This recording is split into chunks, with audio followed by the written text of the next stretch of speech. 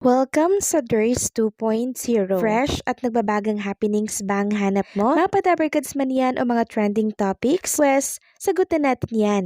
Kaya naman isubscribe nyo na ang ating channel para sa mga nagbabagang balita everyday. Welcome back again sa ating YouTube channel mga kadabarkads, and for today's video, ang pag-uusapan natin ay tungkol sa mga importanteng kaganapan sa loob at sa labas ng Itbulaga. Unahin nating pag-usapan ang tungkol dito sa mahalagang anunsyo ng TBJ Production para po sa mga dabarkads natin na gustong sumali para po dito sa Gimme 5. Ayon nga dito, calling all pamilyang henyo mag-audition na. Pamilyang henyo mag-ingay, kayo naman ang bibida sa TV5. So sa studio audience, pwede kayong pumunta sa TV5 Media Center, Reliance Street, Mandaluyong City, Wednesday to Friday from 3 p.m. to 7 p.m. and look for Oreo Puyok. And sa online audition naman po, mag-send lang kayo ng inyong video na ipinapakilala ang pambato ng inyong pamilya sa Gimme 5. E-send ang video na naglalaro ng Gimme 5 _5 at tbjproduction.ph at ilagay sa email ang pangalan ng pambato ng inyong pamilya at kanilang contact number. So tatapusin na po nila mga kadabarkads yung mga dabar kids. Ngayon naman po ay pamilyang henyo naman ang maglalaban-laban. Samantalang pag-usapan naman natin mga kadabarkads ang tungkol dito sa naging interview ni Raisa May Dizon sa Tony Talks, na kung saan naging emosyonal nga po si Raisa May Dizon habang ibinabahagi po at kinukwento yung mga pinagdaanan niya po at naranasan sa kanyang mura at batang edad. At eto nga po yung hindi ko makalimutan mga kadabarkads sa naging kwento or binahagi ni Raisa May Dizon kay Miss Tony Gonzaga. Nung time po na binubuli siya mga kadabarkads dahil sa kanyang looks. Meron din po siyang naikwento na may kapitbahay daw po siya na balikbayan. Ngayon, nakipaglaro po siya dun sa anak ng balikbayan mga kadabarkads, and nasagi niya daw po yung flower base. Tapos medyo nabasag pero konti lang naman. Alam niyo mga kadabarkads, tumatak daw po sa isipan ni Raisa May yung sinabi noong nanay po or magulang nung bata po na kalaro niya. Sabi po mga kadabarkads, mahal pa yan sa buhay mo. So grabe po kung laitin at ibaba si Raisa May Dizon kasi nga po nung time na yun, walang-wala po talaga sila mga kadabarkads, wala pong trabaho yung kanyang ama. Kaya nung tumatak po sa isip ni Raisa May Dizon yung mga kataga na mas mahal pa yan sa buhay mo, yung presyo po ng flower base, doon niya po tinatak sa isip niya na magsusumikap siya sa kanyang buhay para po makaahon sila sa hirap. At alam nyo ba mga kadabarkads, ito po yung plot twist. Ito yung plot twist na mala teleserye nga naman. Alam nyo ba mga kadabarkads, yung nanglait sa kanya at nagsabi po sa kanya na mas mahal pa yung flower base na yan sa buhay mo, yung tinitirhan nila na yun, binili po yun ni Raisa May Dizon. At sa plot twist na yan mga kadabarkads, nakakuha po tayo ng aral. 'Di ba? Huwag tayong manglait, huwag tayong mangmata ng ating kapwa dahil hindi natin alam ang mangyayari sa atin sa mga susunod po na bukas. And also napag-usapan din po nila doon sa Tony Talks mga kadabarkads yung tungkol nga po sa pagtanggal or sa pag-alis ni Raisa May Dizon sa Itbulaga. During tape pa po yun yung nangumumuno po sa kanila noon.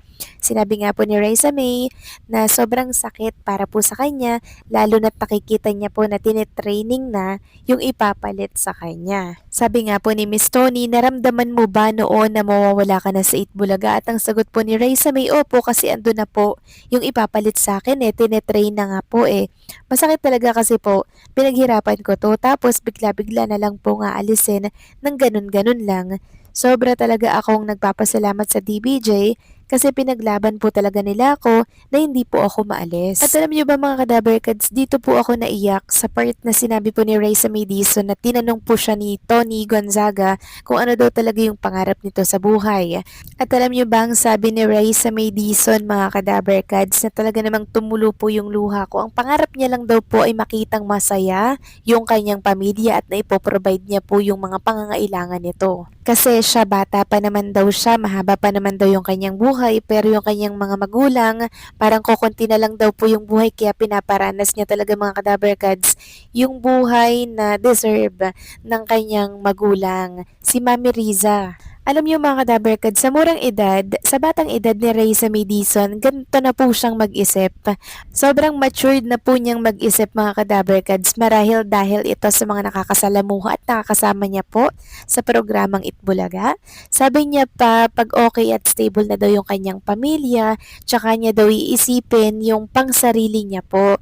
And kung inyong natatandaan, bumili po si Raiza May Dizon ng artista ban. So parang yun po yung kanyang gusto, nabibili niya po yung mga gusto niya and doon palang masaya na daw po siya. At sa interview na to mga ka-Dabarkads, mas lalo ko pang hinangaan si Raiza May Dizon. Kasi hindi po pang sarili yung ginagawa niya mga ka-Dabarkads, kundi para may ahon at patuloy po na maitawid ang kanyang pamilya.